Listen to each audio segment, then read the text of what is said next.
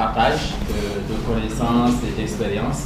Donc cette journée, comme souvent il y avait des présentations à Dakar, on s'est dit qu'aujourd'hui nous allons venir à Thiès déjà pour faire des présentations dans le cadre de la communauté Linux Sénégal. Voilà, donc sans tarder, nous allons déjà montrer le programme. Comme programme, on a une présentation de Docker Engine, une présentation de Reader qui sera faite par Alou, donc Docker sera fait par Lamine, une présentation de Nginx qui sera faite par Hassan Bari, une présentation de OnCloud qui sera faite par Bruno, donc qui va aujourd'hui lancer la communauté aussi Kaolack, donc notre communauté va naître encore. Et la présentation de ETL Talent Studio qui sera fait par moi, Citrix Zen Server qui sera fait aussi par Lamine. Il y a une présentation aussi de Genova. Genova, c'est quoi la présentation? C'est AIML. AIML, hein? Donc, sans plus tarder, nous allons commencer. Ici, on avait commencé un peu par aider donc ceux qui sont désireux d'utiliser le logiciel libre, à prendre un peu en connaissance donc ce qu'est un logiciel libre. Ensuite, faire aussi donc des manipulations de base. Qu'est-ce qu'un donc par exemple qu'est-ce qu'un ici donc qu'est-ce qu'une donc distribution, mais aussi donc qu'est-ce qu'un terminal. Donc quel type de commande on peut taper pour voir par exemple la taille d'un disque ou même installer une application et aussi configurer que ce soit donc les interfaces réseau ou même installer et configurer donc une application qui va tourner en réseau. Donc c'était un peu ça donc ici donc les activités qu'on a eu donc à mener, mais avec aussi un peu le temps, on a eu aussi donc à voir donc des applications, que ce soit donc des applications donc en outils collaboratifs, donc qui est aujourd'hui donc qui sont aujourd'hui donc des outils qui sont très utilisés donc dans le milieu professionnel. Tout à l'heure, je crois qu'il y a quelqu'un du nom de Now qui va présenter OnCloud, donc OnCloud. Comme ça, donc on va voir qu'est-ce que l'entreprise gagnera ici donc en utilisant donc les applications open source. Maintenant, c'est ça un peu qu'on a eu à initialiser au niveau de Thiès. Maintenant, de jour en jour, on voit qu'il y a de l'intérêt que les utilisateurs apportent donc à nos ateliers qu'on a eu à présenter depuis jusqu'à nos jours. Maintenant, tout à l'heure aussi, il y aura donc des questions, que ce soit comment intégrer donc une solution libre, mais aussi comment aussi le déployer en réseau et aussi permettre tout ce qui est utilisateur, que ce soit ici donc des utilisateurs nomades qu'on appelle utilisateurs nomades avec l'utilisation de VPN, OpenVPN et tout ça. On a eu aussi à le parler avec certains qui se sont rapprochés de nous. Maintenant, peut-être c'est l'occasion donc de revenir avec donc les discussions. Maintenant, si aussi d'autres en ont quelques questions sur les activités qu'on a eu aussi donc à mener ici, bon, leurs questions seront aussi ici donc la bienvenue. Comme ça, on va essayer donc de répondre pour un peu animer la journée avant que la présentation se commence. Merci. A été développé pour un peu permettre aux développeurs, aux admin systèmes, je veux dire, d'être à l'aise avec le travail. C'est une interface web développée dans ce cas-là avec le framework WebLift. En fait, il se compose de deux composants. Il a deux composants, qui est le Reader Agent, une intégration de l'agent Safe Engine et de celui du Fusion Inventory pour créer les inventaires, qui en se connectant au Reader Server va récupérer les rules à appliquer et envoyer l'inventaire de la machine. En fait, ça c'est l'agent qui permet de se connecter aux machines qu'on veut configurer, qu'on veut gérer. Il y a aussi le Reader Server qui se compose de Safe Engine et d'une interface web. Cette dernière qui reste très intuitive va permettre à l'administrateur d'intégrer les agents Reader, composer ces routes et les appliquer sur un ou plusieurs groupes d'agents. Les fonctionnalités de Reader, ça permet l'automatisation des tâches courantes, d'administration système, installation, configuration, appliquer la configuration dans le temps, configurer une fois est bon, s'assurer que la configuration est valide et la réparer automatique. faire inventaire de tous les nœuds gérés. On va voir c'est quoi les nœuds. Interface web pour configurer et gérer les nœuds et leur configuration. Rapport de conformité par configuration ou par nœud. Lorsqu'on a un parc assez conséquent, qu'il soit hétérogène ou non, il devient très facile de faire des tâches répétitives. À chaque fois venir configurer les fichiers SSH, de me configurer. En fait, toutes les tâches qu'on fait régulièrement. Voilà un exemple. S'assurer que la configuration des groupes soit bonne, la gestion du fichier etc/host. Lorsqu'on n'a pas de DNS, on est obligé de le gérer. Appliquer la même politique de sécurité sur le serveur SSH, installer un package, la liste, bon, on a beaucoup de choses. Ça. Voilà, moi je connais cette engine, je connais Puppet. Voilà. Et par exemple, quand je fais du admin, avec un seul serveur, deux seuls serveurs, jusqu'à 5 serveurs, c'est raisonnable. Parce que je peux faire du SSH sur 5 serveurs et avoir 5 consoles. C'est pas grave. Et des fois, quand je vais faire du update, je peux lancer 5 commandes sur 5 consoles. Mais imaginons qu'on ait par exemple 10 serveurs, 15 serveurs, 20 serveurs du moment que notre infrastructure évolue. Je ne peux pas ouvrir 20 consoles sur mon laptop. Je ne peux pas le faire. Avec maintenant, je propose Safe Engine pour Puppet qui me permet d'avoir mon parc informatique sur une seule plateforme et pouvoir manager tout. Si j'ai besoin de faire des mises à jour, je lance une seule commande et il met tout à jour.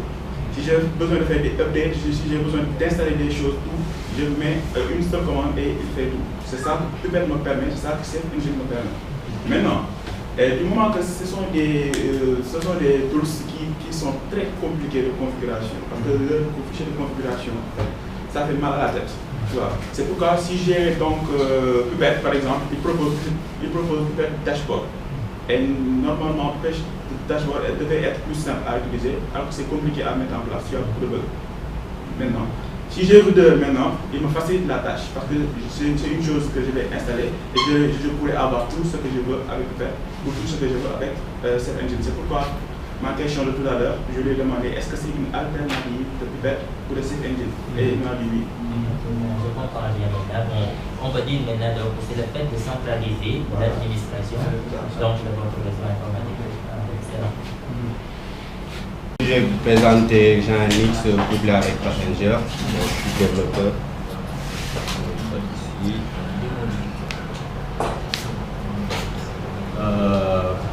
Jean-Nix c'est quoi? C'est un serveur web asynchrone qui n'est pas asynchrone. Il a été créé en 2002 par Padeus pour en fait gérer tout le trafic. Donc Nginx, comme je l'ai dit, en fait, il y a plusieurs serveurs, en fait, ils ne peuvent pas faire une connexion simultanée, genre lancer 10 000 connexions sur juste un serveur. Donc ça a été créé pour résoudre ce problème-là. Donc il est vraiment très performant quand on a pas mal de trafic. Donc c'est pas le module Passenger, c'est juste un module qui permet de servir des applications qui sont de type Node.js, Meteor, Python, etc. Donc les deux en fait serveurs web les plus utilisés c'est Nginx et Apache. Donc pourquoi Nginx à la place de Apache? Ce qu'il faut savoir c'est que Nginx c'est carrément 35% plus performant que Apache. Et il utilise moins de 30% de mémoire. Et il est 40 fois plus rapide qu'Apache. Donc vraiment et donc il y a deux modes d'installation. Avec Fusion Passenger, il y a le mode standalone, c'est-à-dire on installe Nginx lui seul et on installe Passenger lui seul. Passenger va faire quoi? Il va lancer votre application. Nginx il sera office de serveur web. Et on peut faire une autre installation, c'est-à-dire coupler les deux, c'est comme un seul module. Et l'intérêt de coupler les deux, c'est quoi? Vous installez le module, c'est que Nginx se chargera de lancer carrément Passenger. Donc, lorsque votre serveur va démarrer, automatiquement vous aurez votre application. Il sera démarré. Et je vais aussi insister sur ça. En fait, pour juste dire la problématique de ça, c'est quoi? Pour aider. Image précompilée et tout. Et qu'est-ce qui nous a permis de précompiler cette image à cause de Docker Hub? Dans Docker Hub, il faut savoir qu'il y a Docker Hub et Docker Engine. Docker Engine, il ne fait pas autre chose que compiler les conteneurs. Il fait que faire tourner les conteneurs. C'est ça Docker Engine. Et Docker Hub, c'est là où les images des fichiers compilés là sont stockés. C'est ça Docker Hub. Donc Docker Hub, c'est un univers, c'est comme GitLab, n'est-ce pas? C'est un univers comme ça, où il y a des images précompilées, n'est-ce pas? Comme il y a des images Debian, des images Hello World, des images Solaris, des images, mais précompilées. Et ce ne sont pas, si vous regardez bien, ce ne sont pas des images carrément qui ont des 650 mégas ou 1 giga comme les Debian normaux le font. Non, ce sont des conteneurs qui sont très légers, des 52 mégas et tout. Donc ce sont des images précompilées, adaptables pour les conteneurs bien spécifiques. Donc c'est ça Docker Hub et Docker. Maintenant, passons à la pratique, nous allons déployer un conteneur LAMP, n'est-ce pas, afin de déployer un serveur web grâce à Docker. Ici, premièrement, je vais aller à la recherche de conteneurs. Est-ce que le LAMP là existe dans le Docker Hub? Automatiquement, je fais un Docker search LAMP. Automatiquement, il me liste ce qui existe. Je vois ici Tutum LAMP. Tutum LAMP, il faut savoir que c'est une image précompilée peut-être par Moussa Anne qui l'a mis là-bas. Donc je peux avoir Tutum LAMP. Je fais quoi? Je vais installer ça. Je fais un Docker pull. Ceux qui font du Git, ils savent, pull et push, le concept là. Voilà, donc je fais un Docker pull pour amener maintenant mon image. Et automatiquement, il le télécharge rapidement. Download complète, rapidement. Ça ne va pas plus. Maintenant, je démarre le conteneur Docker. En faisant quoi? C'est grâce à cette commande-ci, Docker run. -p, c'est pour spécifier les ports. Le port 80, on sait que c'est du HTTP. -p aussi, pour le 36.0.06 ici, qui représente voilà, le MySQL. Tutum LAMP, le nom. Voilà. Et là, j'ai Tutum Hello World. C'est peut-être un LAMP pour le configurer comme ça que le gars a fait. Pour pouvoir arrêter, c'est Docker stop et le nom du conteneur pour l'ID. N'est-ce pas? Ici, quand je fais du nestat, le petit là, il me donne les diamonds qui sont listés. Et vous voyez ici, Docker-proxy. Il me dit carrément que dans mon système, il y a 2 diamonds de Docker qui roulent. Donc il y a 2 conteneurs qui roulent. Et là, pour connaître vos conteneurs en cours d'exécution, je fais comment? Je fais un Docker PS. Il me liste les conteneurs qui sont là. Et du moment que j'ai seulement Tutum LAMP que j'ai download sur Docker Hub, donc quand je fais un Docker PS, une plateforme centralisée qui nous permet de gérer l'ensemble. Oui, en fait, la plateforme centralisée n'est rien d'autre que le hôte qui les héberge. Tu parles en matière d'interface web ou... Non, Docker n'a pas d'interface web. Tout est commande. Je n'ai pas connaissance de son interface web. Donc, tout est commande. L'appartement avec OpenBSD. Tu as une interface web. Qui te permet de gérer tes conteneurs et tout. Mais en fait, ça ne va pas en faire partir à Donc, il faudra que l'interface qui te permet de faire. Ok, c'est possible, hein, c'est possible. Et même peut-être que je réponds n'importe quoi. Bon, de toute façon, bon. En tout cas, c'est rien d'autre que moi j'aime la commande. Je n'ai de commande. Donc, avec les conteneurs, quand je suis sur ma VM, de toute façon, je peux avoir, quand je fais un Docker PS, je peux voir tous les diamonds qui tournent, tous mes conteneurs qui tournent en ce moment. Et aussi, dans mon laptop, je peux avoir 100 conteneurs. Et ça, c'est cool. Dans mon laptop seulement, je peux avoir 100 conteneurs. Et voilà, dans le serveur, je peux avoir jusqu'à 1000. Donc, rien que ça va quoi. Je peux isoler mes trafics comme je veux. Je peux isoler mes applis comme je veux. Et puis, côté configuration, mémoire, stockage et autres choses.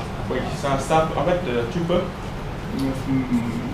dire que je vais isoler un conteneur avec ces types de mémoire-là, ce type de carte graphique, là, il faut utiliser des options. C'est bien possible. Il faut utiliser des options. Par exemple, des options moins chères CPU, des options moins chères memory. En fait, ça, il faut utiliser ça. À la création même du conteneur, il faut spécifier ces options-là. Il faut utiliser ces options-là pour dire que voilà, mon conteneur-là, je veux lui allouer cette taille-là comme ressource, cette taille-là comme disque et tout. Donc on peut faire ça. Mais je n'ai pas l'habitude de le faire. Moi, je crée juste les conteneurs et ça va. Mais il va automatiquement lancer en fonction de mon ressource disponible sur le hub. Oui. Et je voulais savoir, du côté sécurité, parfois il y a des outils, si vous les utilisez, qui ne sont pas authentifiés, il y a des systèmes qui ne sont pas authentifiés. Si vous les utilisez, on préconise d'utiliser un verre pour faire la part test. Et tout à l'heure, vous parlez des conteneurs qui utilisent le kernel de l'homme. Donc, est-ce que aussi ça gère l'aspect sécurité? Bon, des fois on pose des problèmes de sécurité avec Docker.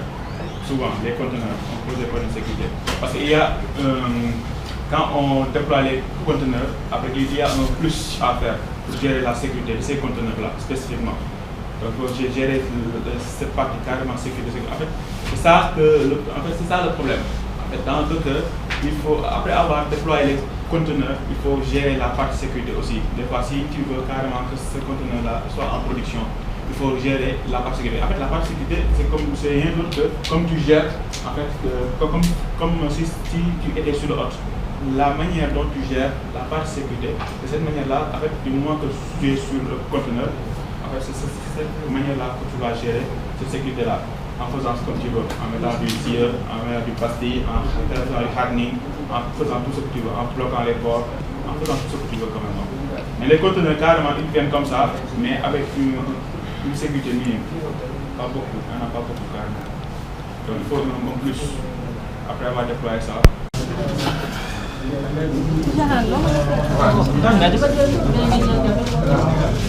Il est dit qu'il faut se servir, on ne peut pas accepter pour le faire.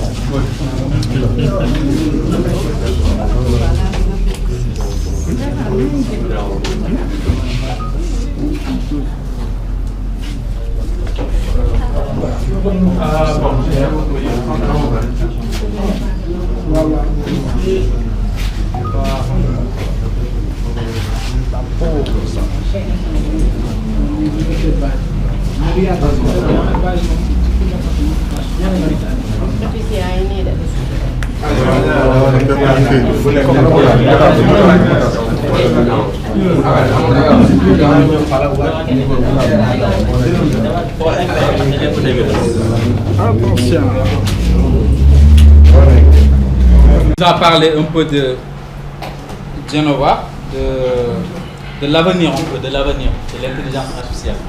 Mais aussi il y a le monde des données aussi qui est, je pense, je dirais pas l'avenir, le présent même déjà quoi. Parce que comme vous le savez, aujourd'hui avec l'avènement un peu des technologies, on parle un peu des objets connectés, on parle vraiment de sources diverses de données. Donc en ce moment, le problème qui se pose, c'est d'intégrer cette masse de données-là. Donc comment, par exemple, si on a des données qui nous viennent de domaines divers, par exemple, l'exemple qu'il a donné tout à l'heure, la douane avec les impôts, ils ont par exemple, à chacune ils ont des bases de données qui existent, mais à un moment donné, pour trouver des valeurs, des correspondances, parce qu'il y a des gens qui sont à la douane, il y a des gens qui sont à l'impôt, des personnes uniques. Donc comment faire un peu pour matcher ces données afin de les traiter déjà, de les intégrer, de voir une base de données et puis on parle peut-être de data warehouse ou ce que vous voulez. Une fois que vous avez intégré les données, vous pouvez les mettre dans un data warehouse pour trouver des valeurs. Donc c'est un peu cette première étape qui est beaucoup plus intéressante, c'est déjà d'avoir quelque chose qui vous permet de regrouper un peu les données, de se plugger sur les sources diverses, de pouvoir, une fois donc c'est ça, c'est l'étape d'extraction. Donc on parle d'extraction, donc vous pluguez sur les diverses données, que ce soit des fichiers, des bases de données, bon, des fichiers log, etc. Donc voilà, vous pluguez sur ça. Et puis l'étape c'est l'intégration. Après l'intégration, il y a la phase de traitement. Donc une fois que vous avez extrait les données, il faut les rendre utilisables. Donc il faut traiter ces données-là. Donc c'est la phase un peu de traitement. Et après vous les chargez là où vous voulez, les data warehouse, ce que vous voulez. Donc j'aimerais en ce sens vous partager avec vous un outil qui est très simple d'utiliser, qui est Talent Studio. Donc voilà. Oups, excusez-moi. Voilà. j'ai 3 Japon. Pour le moment, ça va pas avec moi. Je pense que Donc, peut-être après une aventure, mais pas encore. il faut des data scientists. Oui, voilà, c'est ça. Mais bon, vous avez parlé même un peu de l'administration. D'accord, vous administrez des serveurs. Mais maintenant, parce que l'augmentation des données aussi va avec la capacité de calcul des serveurs. Donc du coup, il y a des travaux. Bon, je ne voulais pas un peu dire le mot, l'analyse en fait de big data. En fait, donc par exemple, il y a des serveurs. Donc, sur le plan administration de serveurs, vous pouvez, il y a des plateformes qui existent comme Hortonworks, Cloudera. Donc tout ça, c'est des infrastructures. Par exemple, un administrateur, quelqu'un qui fait du système, c'est quelque chose peut-être qui peut lui intéresser de voir un peu. Parce que c'est déjà l'infrastructure d'abord. Parce que si on a une grosse masse de données, il faut cette infrastructure qui est disponible. Donc il y a des choses qui sont déjà très bien faites que vous pouvez utiliser, mais vous pouvez utiliser aussi tous ces outils-là, vous pouvez les utiliser, les installer, vous pouvez les exécuter. Donc c'est aussi l'infrastructure en fait, parce que quand vous administrez un peu les serveurs, derrière, c'est les données. C'est les données que vous administrez. Voilà. C'est le plus important. C'est le plus important. Parce que si ça augmente, voilà. C'est important. Quand même, merci. On va aller vers ces solutions. Bon, si on n'a pas d'autres. J'ai juste une question. Est-ce que vous pouvez nous comparer Talent Studio à un serveur? Alors, Talent Studio, SQL Server. SQL Server, sur SQL Server, il y a ce qu'on appelle SQL Server BIQ. Dans SQL Server BIQ, vous avez ce qu'on appelle SSIS, SQL Server Integration Service. Donc ça fait presque la même chose avec Talent. Ça fait SQL Server, parce qu'il y a SQL Server comme base de données déjà, mais dans SQL Server, il y a des outils qui sont pour les analyses de données. Je pense que la différence entre Talent Studio, utiliser Talent Studio ou migrer Talent. Alors c'est le même but. Le même but, par exemple, quand vous allez sur l'intégration service, vous avez un échange de phase de job, vous avez des plugins donc qui permettent des etc. qui vous permettent d'intégrer ces données-là. Donc pour peut-être déjà la différence c'est que SQL Server c'est Microsoft, donc c'est pas gratuit. Talent c'est open source, vous pouvez le télécharger et l'utiliser à votre licence. Donc ça déjà c'est une différence qui est à noter. Donc après bon, parce que ça dépend aussi au fait parce que quand vous êtes un peu sur des infrastructures Windows et que vous utilisez par exemple une base de données SQL Server, c'est plus pratique, et c'est plus aisé d'utiliser l'intégration des services. Par exemple, l'intégration des services, ça s'accorde bien avec le SSIS, SQL Analysis et le Reporting. Donc c'est un paquet que vous pouvez utiliser. Mais avec Talent par exemple, vous pouvez l'utiliser dans un projet vous appréciez pas. Donc ça va pas. Plus portable et plus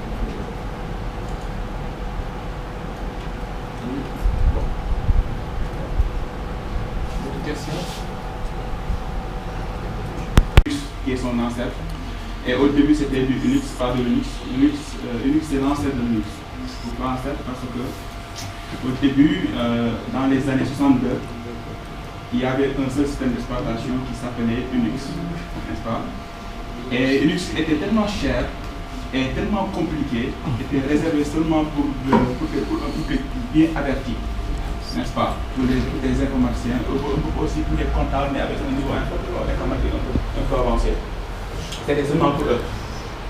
Maintenant, on utilisait ça, tout le monde utilisait ça. Pourquoi? Parce qu'au début, il n'y avait pas d'ordinateur, on faisait tout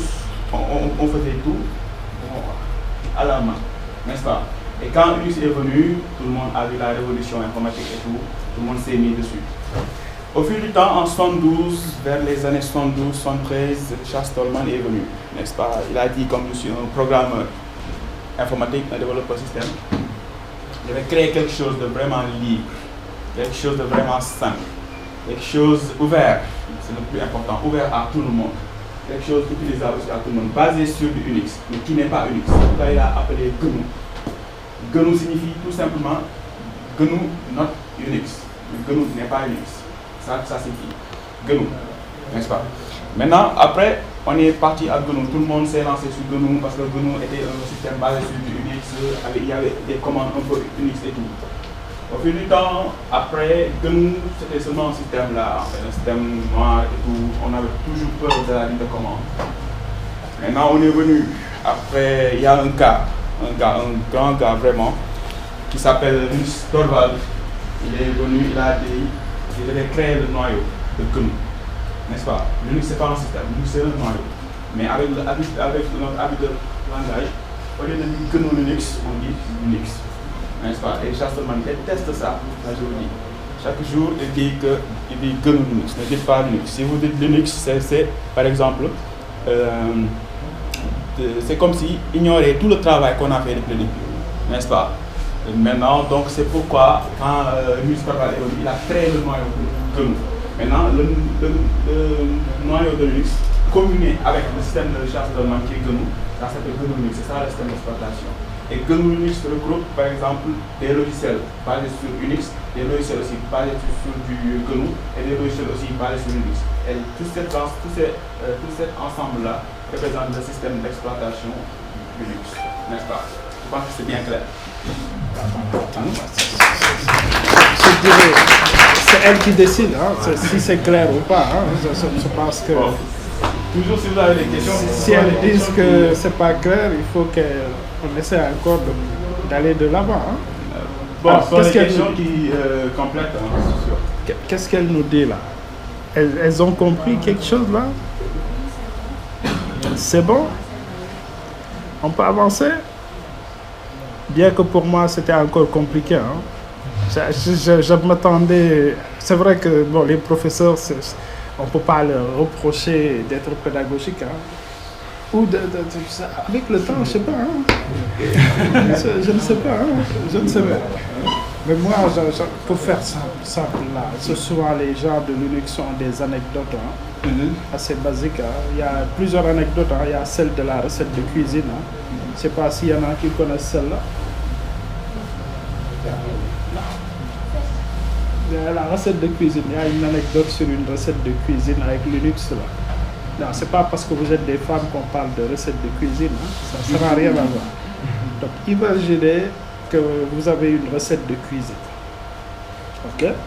Donc c'est une recette d'un super mafé là, un mafé super je ne sais quoi là. Donc qu'est-ce qu'on mange plutôt à Thiès là? Quel est le plat vraiment de Thiès là? J'ai entendu du tchèbouillab, du tchèboudjen. Ok. Donc, vous avez une super recette. Donc, le classique, c'est quoi? Quelqu'un, il vient chez vous, là, il veut la super recette. Si vous êtes Microsoft, là, qu'est-ce que vous allez lui dire? Bon, il faut me payer, hein, si vous voulez ma recette. Hein. Sinon, vous n'allez pas avoir ma recette. Je pense, hein, si c'est Microsoft, c'est ce qu'il faut dire. Ou si c'est macOS, pareil. Hein. Il faudrait déjà payer. Payer, c'est quoi? C'est des licences. Hein. Donc, je pense que tout à l'heure, on a parlé de l'État du Sénégal là, qui paye beaucoup d'argent pour des licences, hein, pour cette recette de cuisine. Là. Donc, si on est chez Linux, quelqu'un il dit « Ok, ma recette t'intéresse, bon, elle est là. Tu peux la prendre. » Donc, normalement, si tu rentres à la maison, tu pourrais reprendre cette recette, la reproduire telle qu'elle et pouvoir obtenir le même résultat. Mais avant d'y arriver même, il se pourrait que tu ne saches pas cuisiner. Donc il va te dire, ok, tu as envie de manger, bah, installe-toi, on va te servir là. Tu vas manger déjà. Bon, parce que si tu ne manges pas, tu ne peux pas savoir si c'est bon hein, ou c'est pas bon. Parce que prendre une chose, l'amener à la maison, ça ne va pas le faire. Maintenant, si tu es motivé pour vraiment faire la chose, tu peux prendre la recette et l'amener, la reproduire. Après, il arrive le jour où, bon, par je ne sais quelle magie là, il y a ta femme ou quelqu'un qui va te dire, bah, tu as une super recette. Hein. Bon, normalement, ce n'est pas ta recette. Hein. C'est pas ta recette, c'est quelqu'un qui l'a donné. Donc la femme te dit, mais si on ouvrait un restaurant là pour vendre notre super recette là, bien que c'est quelqu'un qui t'a donné la recette, bon, si c'est Linux, il n'y a pas de problème. Hein. Normalement, tu pourrais reprendre la recette, changer même le nom, ne serait-ce, ou rajouter un autre ingrédient dedans et dire, ah, j'ai une super recette qui est plus super que l'autre super recette. Et l'amener et dire, bon, je vais la vendre même. Je ne vais même pas la donner gratuite, je vais la vendre. Bon, pour les puristes, normalement, tu ne devrais pas la vendre. Mais rien ne t'empêche de la vendre. Hein. Mais si tu veux encore la partager, c'est l'idéal. Hein. C'est l'idéal de rajouter un ingrédient dedans et de repartager encore la recette. Que ça ne s'arrête pas seulement à moi, toi, que d'autres puissent, etc., reprendre cette recette et faire autre chose. Je ne sais pas si l'analogie avec la recette de cuisine elle est simple ou pas. Donc, ça nous a amené là, hein, à aujourd'hui. Hein. C'est-à-dire que des gens sont partagés des recettes jusqu'à ce qu'au finish, on ait des ordinateurs un peu plus évolués avec des couleurs, des souris, des choses à cliquer. Bon, pour faire ça, pour ceux qui veulent creuser sur la recette de cuisine et toutes ces anecdotes, un site. Ça s'appelle comme ça, Linux Journée. Comme nous, on a passé une journée ensemble là. Donc, il est en français, en anglais, donc c'est pas compliqué. C'est divisé en catégories. Pour commencer, les lignes de commande, etc., etc. Après, plus vous descendez, ça risque de ne plus parler français, hein, parce qu'il y a encore du travail à faire dessus, là. Mais bon, les premières parties sont bien en français. Par exemple, pour commencer, la première partie, où on retrouvera effectivement ce que Lamine a dit sur l'histoire, etc. Et il y a des exercices, histoire de vous tester, est-ce que vous avez bien suivi les distributions, tout ça, les différentes versions des distributions, elle est là, elle est expliquée. Donc il suffit juste d'aller sur cette adresse, Linux Journée. C'est pas compliqué. D'accord?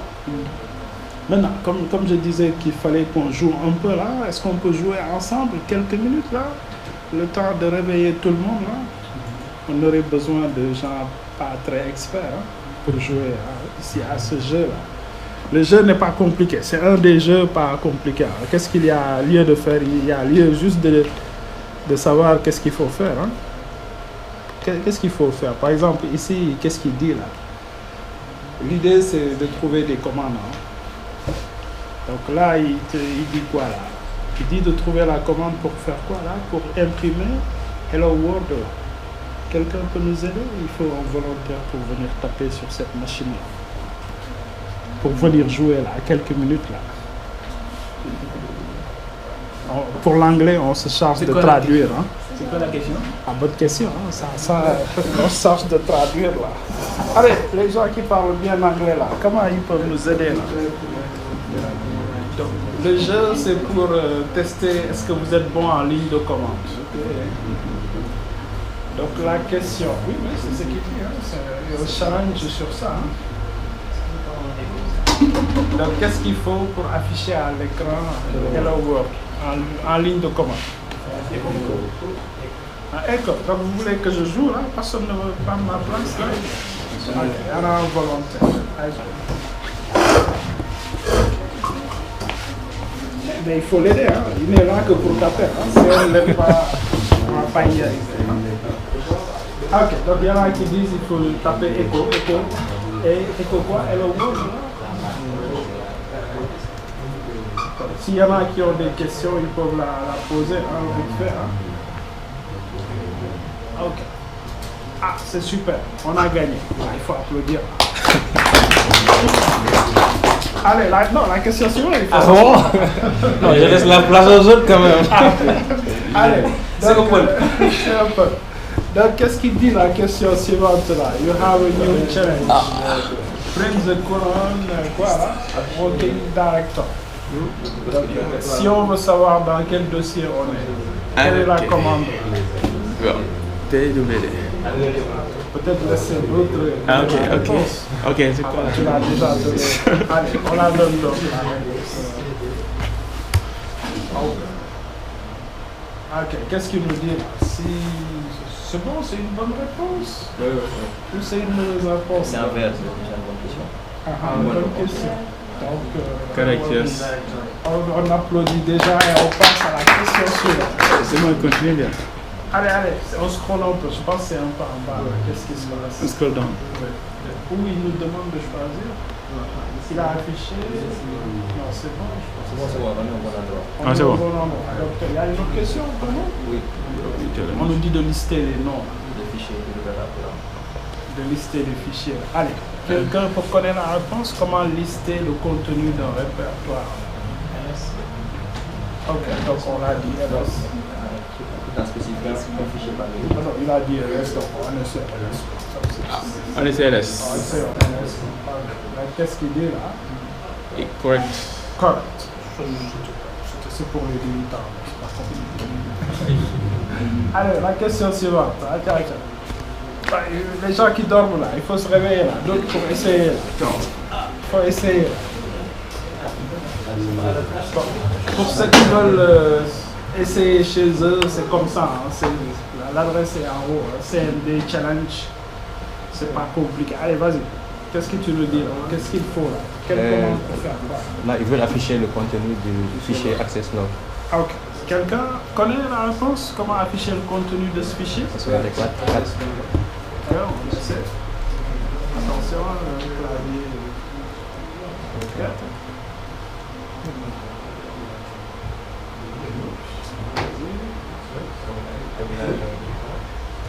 Normalement, tu peux faire ta barre, il devrait remplir automatiquement. Okay. C'est bon, c'est super. Ah, ok. Allez, on suit. Une autre question.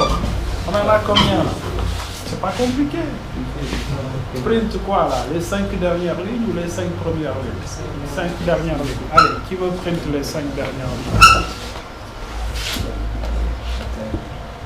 5 dernières lignes.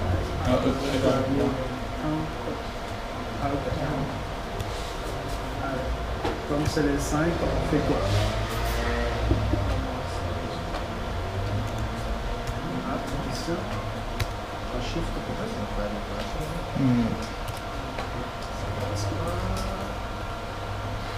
Vous tapez directement. 5. Tapez directement. Oh.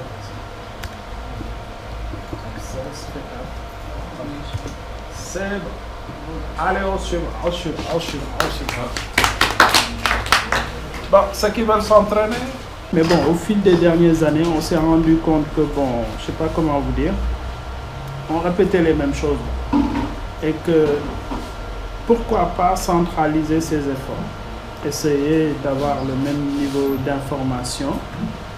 Que les gens de Thiès, s'ils font quelque chose, ils peuvent le poster, que d'autres le savent, les gens de Dakar. Mais, comme il y a une mailing list qui est là disponible, une liste de diffusion, si vous avez des problèmes, vous pouvez les poser et les gens, il suffit juste d'écrire un mail à cette adresse-là. Les gens pourront répondre. Mais souvent, les gens ne veulent pas répondre quand c'est terre à terre.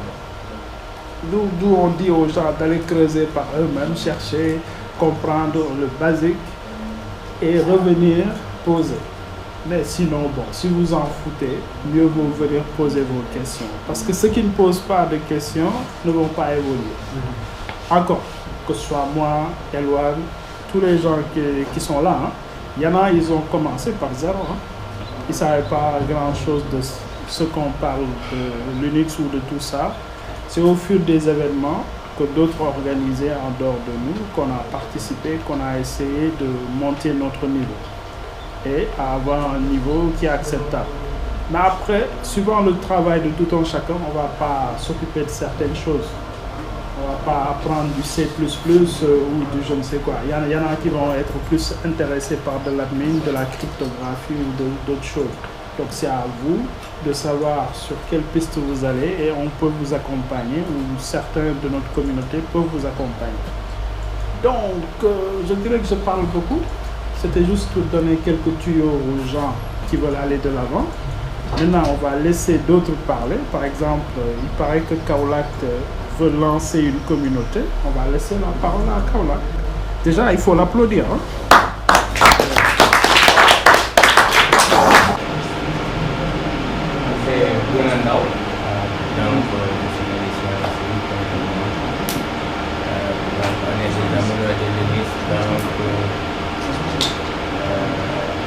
j'ai vu qu'à Kaolack, il n'y avait pas cette communauté qui permettait de partager. Il n'y avait pas de communauté high-tech. Donc, j'ai voulu lancer ça. Donc, j'ai débuté par d'abord créer la page Facebook. Donc, par la suite, j'ai créé des formulaires. Comme je suis aussi membre de plusieurs groupes Facebook des collèges et lycées, donc j'ai créé la page. Donc, j'ai publié le lien. Les gens ont commencé à s'inscrire.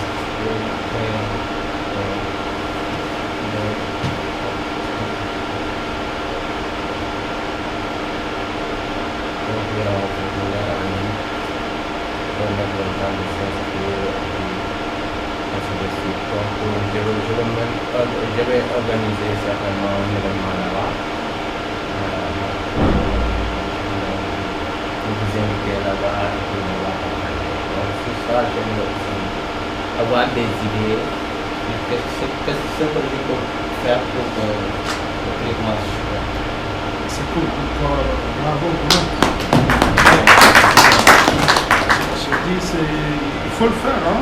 Mais bon, on va essayer entre nous. Hein? Je pense qu'on va essayer.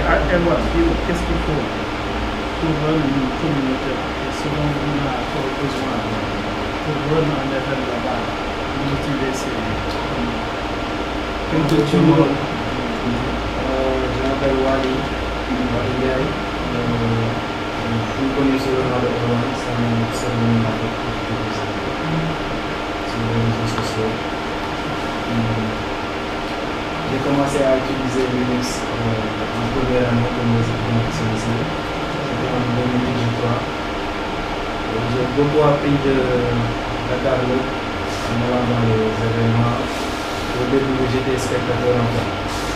Je suis passé du statut de spectateur à présentateur. Donc, voilà, dans une communauté, le plus important, c'est de dire que je sais rien, je viens pour apprendre. Et quand on apprend aussi, quand on partage la philosophie de Linux, c'est pour encore partager. Donc, on est dans la logique d'apprendre et de recycler les connaissances. C'est comme ça que le monde marche. Voilà. Donc, pour avoir une bonne communauté, il faut avoir de la détermination. Je ne vois ce que je dis, mais à Dakar, c'est tout à fait ça. Voilà. Au début, c'était lui qui tuait tout le monde. À un moment donné, voilà, il faut que d'autres aussi prennent le relais. Donc, il faut de la détermination. Au début, ça ne sera pas facile. Voilà. On disait, tantôt, il y en a qui venaient pour la bouffe. On venait de la bouffe. Il y en a qui venaient aussi pour apprendre. Donc voilà, tu verras des gens qui vont venir. Peut-être l'événement ne les intéresse pas. Peut-être que c'est la bouffe, peut-être que c'est le film. Voilà. Mais ça ne va pas décourager en fait. Voilà. Mais les plus déterminants, ils vont suivre et ils vont rester. Donc pour avoir une communauté, il faut des gens déterminés. Et ça, c'est des gens qui sont passionnés aussi. La passion, c'est la base. On est passionné pour quelque chose. Voilà. Moi, personnellement, ça fait longtemps que je ne suis pas venu dans ce genre d'événement. C'est parce que j'ai voyagé. Voilà. Je suis de la communauté à distance. Quand je suis revenu, j'ai appris ça. Automatiquement, je suis là. J'aime ça. J'aime partager. C'est ma philosophie de vie. Voilà. Pour les novices aussi, il ne faut pas avoir peur. Comme il l'a dit, dans la communauté, tu poses des questions. Des fois, tu vois des gens qui ont un peu le niveau haut. Voilà, ils vont t'envoyer des mails juste pour te discréditer en fait. Mais ce n'est pas pour te faire mal, c'est juste pour te pousser à aller faire des recherches avant de venir poser des questions. Au début, c'était difficile. On était une centaine de personnes, il n'y avait que 10 personnes qui participaient. Ils vont m'enseigner. Les autres, ils avaient peur de participer. Et une fois que tu lances tes questions, voilà, d'autres vont te discuter, d'autres vont t'encourager. L'essentiel, c'est de prendre ce qui est positif et d'essayer de le développer. J'encourage Thiès Bleu Je crois que c'est le deuxième événement que je suis ici. C'est passé en 2004. Voilà. Mais c'est une bonne initiative. Quand Kaolack va organiser aussi, j'espère qu'on sera tous là, les appuyer pour que cette communauté continue à marcher. J'espère qu'on va passer avec d'autres montagne, comme la Kama, Ziguinchor, on passe tout le Sénégal. Tiens, le déf encore. Ça, on va laisser Kies peut-être vous dire depuis quand il donne. Kies. Bon, moi je dirais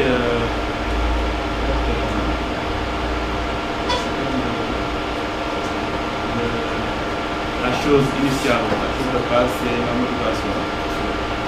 Parce que je me rappelle bien, quand on lançait le pièce, je n'avais pas connaissance de pièce de c'est sûr.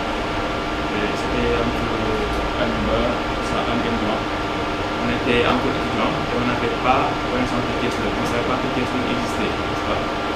Mais parce qu'on était passionnés, vraiment très passionnés par ce qu'on faisait, et on aimait ce qu'on faisait, on voulait créer une communauté et tout. C'est pourquoi on a dit que voilà, on va créer une communauté ici à Thiès, qu'on va appeler Raïler. Raï, Thiès est la capitale de Raï, on a dit Raïler. Et comme on a créé Raïler et tout, on a commencé à faire des rencontres, des ateliers dans notre école. Et ça a commencé à fonctionner petit à petit. Et souvent on avait 3 personnes, on avait 2 personnes, mais on ne se décourageait pas. Parce que en fait, il y avait une intention primaire, c'était la motivation. C'était ce qu'on voulait montrer. Et tout. Donc même si on avait une seule personne ou 2 personnes, ça, en fait, il n'y avait pas une grande différence, n'est-ce pas? Donc s'il y a 2 personnes, 15 personnes, c'est la même chose. On va faire ce qu'on veut faire, n'est-ce pas? Et quand on a eu ensemble dans le test, on a rencontré on s'est dit que bon, voilà, pourquoi avoir 2 locaux ici à Thiès, puisqu'on est tous dans la même région et on est tous passionnés par le livre, on va faire carrément un seul local basé à Thiès, on va faire des ateliers et tout. Mais quand même, c'était un groupe de jeunes et qui sont motivés, qui sont dynamiques et tout. C'est pourquoi ça nous a amené un peu loin, on a fait pas mal de choses avec. Juste pour dire que pour créer ces genres de choses-là, il faut être bien entouré. Par qui? Par des gars passionnés. Parce que ce sont ces gars passionnés-là qui vont venir à n'importe quel moment. Je me rappelle à 13h, quand je faisais la licence, à 13h, on quittait Dakar pour venir ici nous présenter à 15h.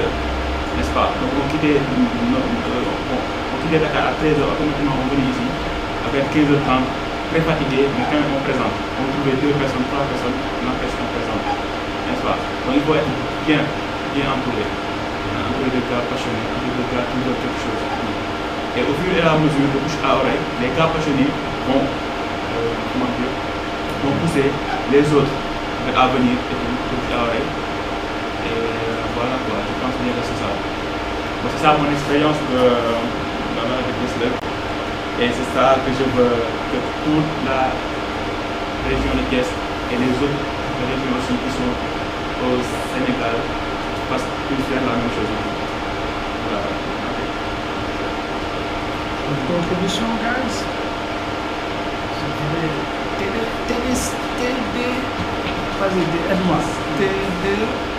TDSI.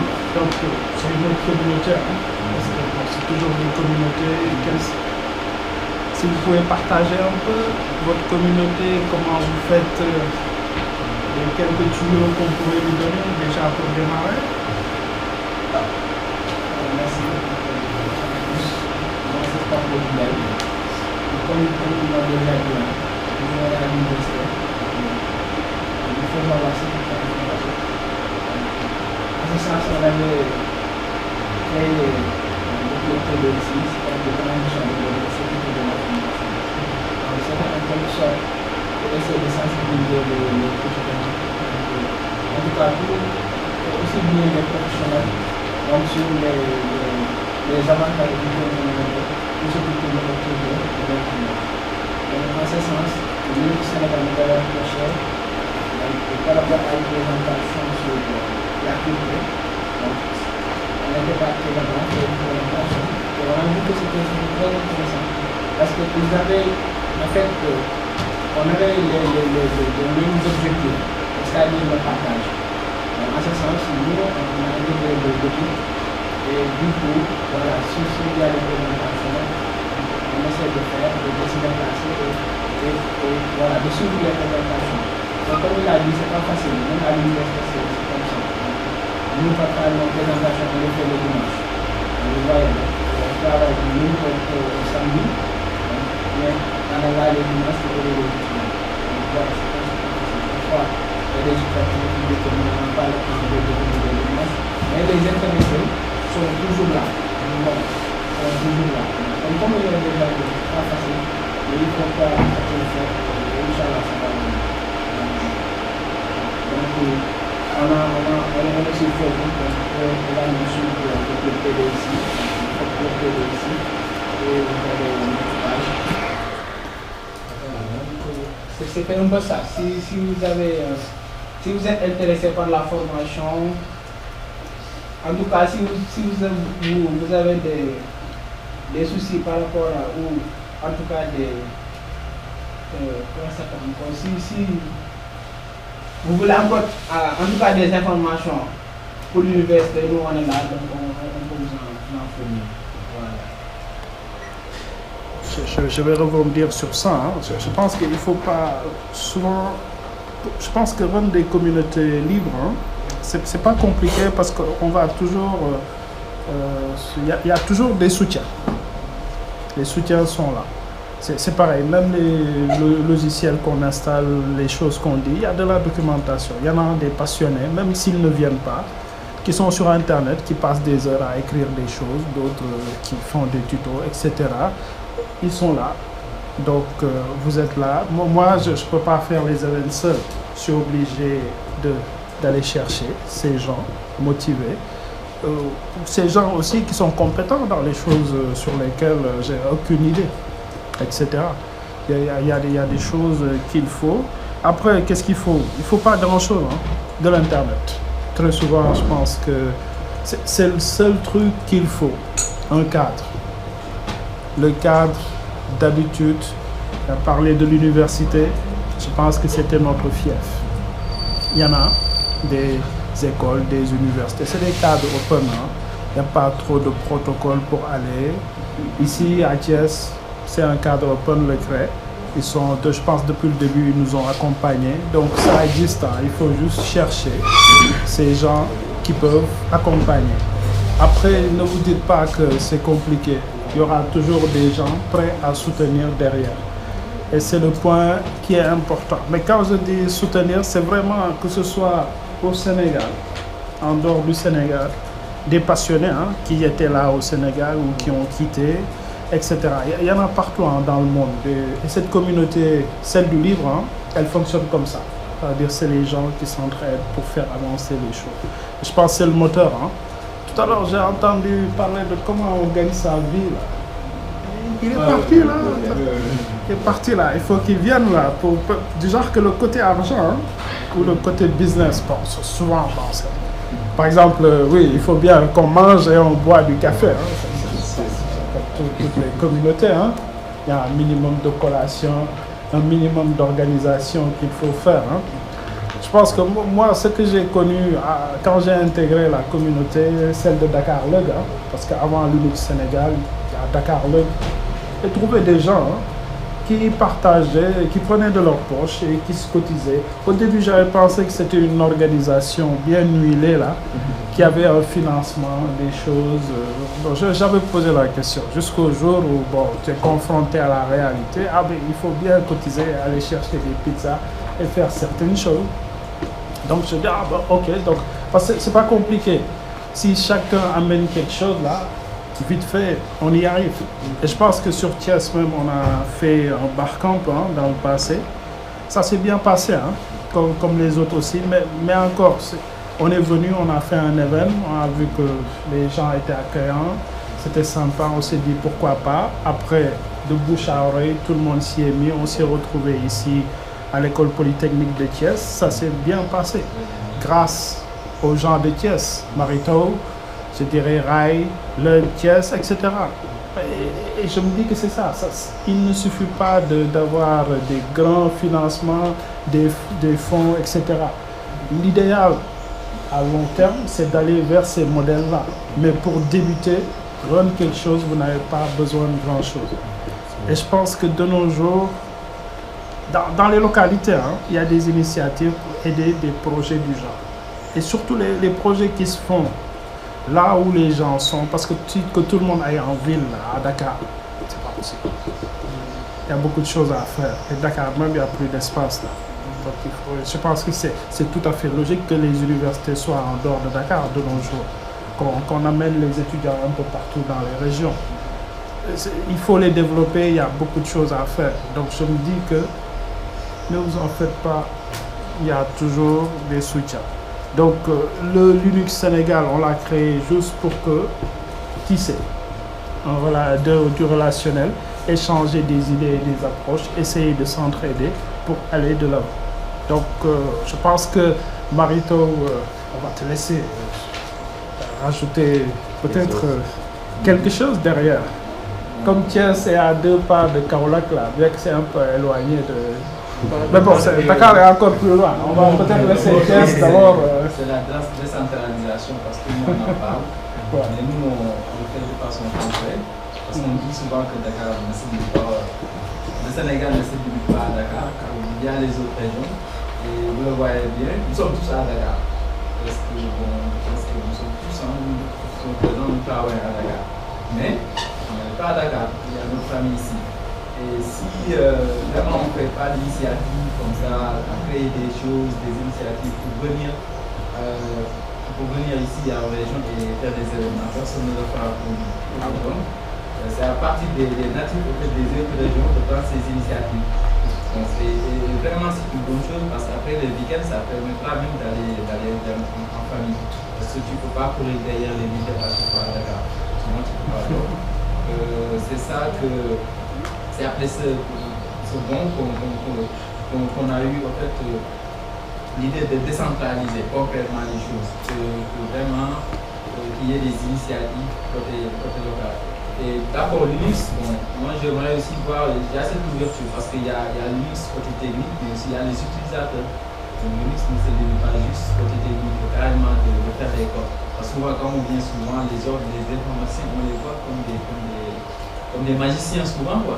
Mais il y a aussi la population, c'est de sensibiliser la population à utiliser les logiciels open source.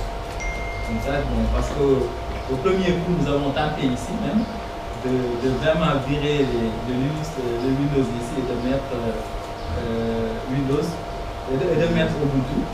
Mais il y avait, parce que comme les formations ici, vraiment, les gens qui formaient, ils maîtrisaient plus Windows, c'était un peu difficile.